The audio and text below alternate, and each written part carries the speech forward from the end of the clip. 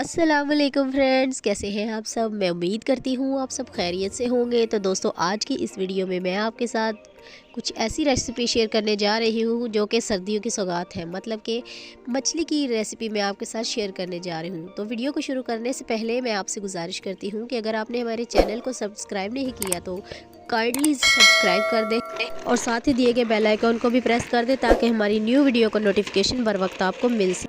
तो फ्रेंड्स, मेरे पास यहाँ पर मौजूद है तकरीबन 2 किलो मछली।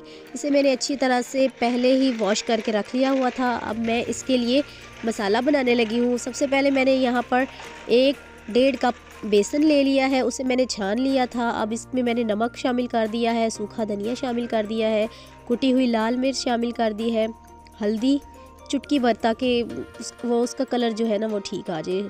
आधा चम्मच मैंने इसमें लाल मिर्च डाली है और काली मिर्च भी मैंने थोड़ी सी इसमें डाल दी है। अब मैं इसमें सिरका डाल रही हूँ तकरीबन 2 चम्मच।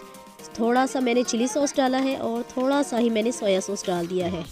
सोया सॉस और चिली सॉस जो है ऑप्शनल है, वो अगर आपको पसंद लगे तो आप डालें, वरना नहीं। तो इसके बाद मैंने यहाँ पर एक मछली मसाले का पैकेट पूरा भर कर डाल दिया है। थोड़ा सा मैंने यहाँ पर अदरक को अच्छी तरह से कूट कर मैंने इसमें शामिल कर दिया है।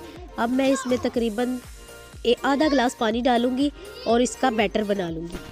तो फ्रेंड्स, आप देख सकते हैं कि यहाँ पर बैटर हमारा तैयार हो चुका है। मैं चम्मच की मदद से आपको हिलाकर दिखा रही हूँ कि कितना थिक होना चाहिए। अब मैं जो मछली है उसके एक एक करके पीस सारे इस बैटर में शामिल कर दूँगी। तो फ्रेंड्स, आज जो मैं ये आपके साथ रेसिपी शेयर करने जा रही हूँ ये बहुत ही आसान है और ये बिल्कुल नया तरीका है मछली बनाने का। इसके साथ बिल्कुल मछली कच्ची नहीं रहेगी, अंदर से भी पक जाएगी और बाहर से भी काफ़ी अच्छी तरह से फ्राई हो जाएगी।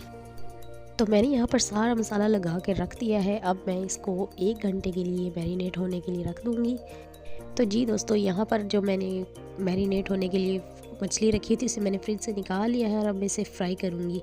इसके लिए मैंने एक कढ़ाई में पहले ही ऑयल डाल के इसे गर्म होने के लिए रख दिया हुआ था और मैं एक एक करके इसमें सारे मछली के पीस जो है वो डाल दूँगी और इसे अच्छी तरह से फ्राई होने दूँगी। पहले एक साइड पक जाएगी, उसके बाद मैं दूसरी साइड उल्टा कर उसको फ्राई करूँ।